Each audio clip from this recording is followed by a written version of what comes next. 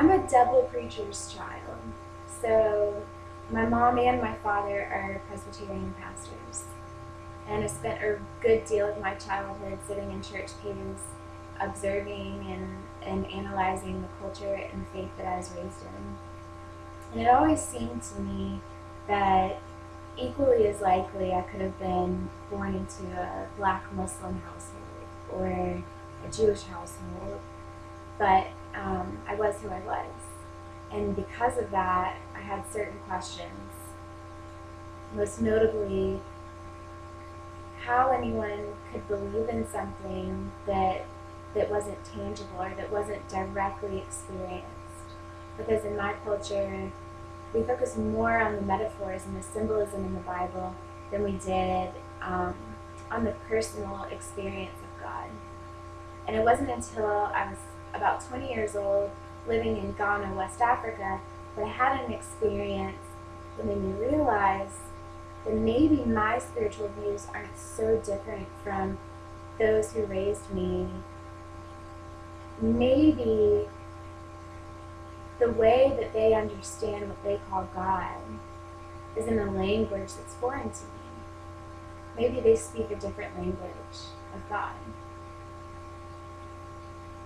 And so on that particular afternoon in Ghana, I was going on a walk. I was staying on a cocoa farm on the western border of Ghana and Cote d'Ivoire.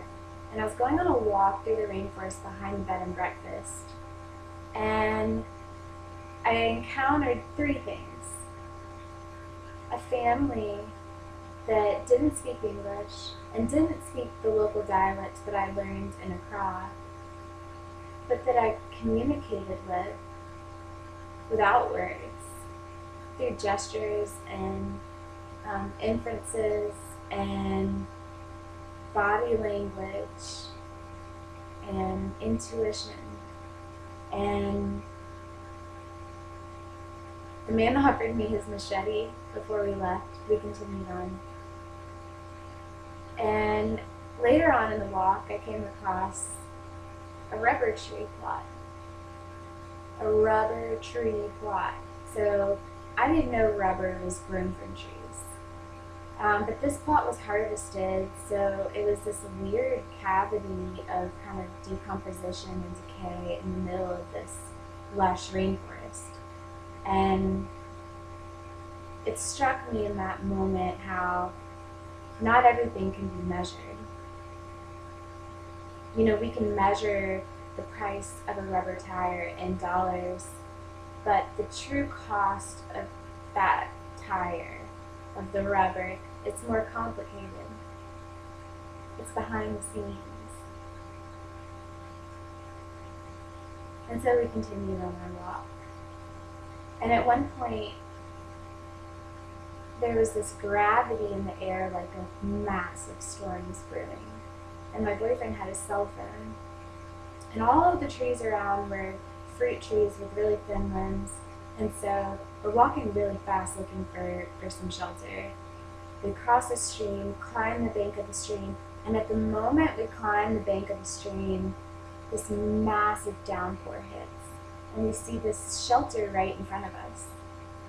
It was this abandoned bamboo hut with grass roofing. And inside of it we found a fire with orange coals still glowing that we nursed back into a flame. We found a yam mixed in with the coals that we, mixed with some cherry tomatoes that we found on the ground and ate. It was like this strange miracle sanctuary in a time of need. And the last thing that we encountered was a boy that led us all the way back when we were lost to the bed and breakfast that we were staying at. And he was running the whole way. And we're chasing after this kid. And we're calling his name, laughing at the ridiculousness of how fast we were going. And he was laughing back at us.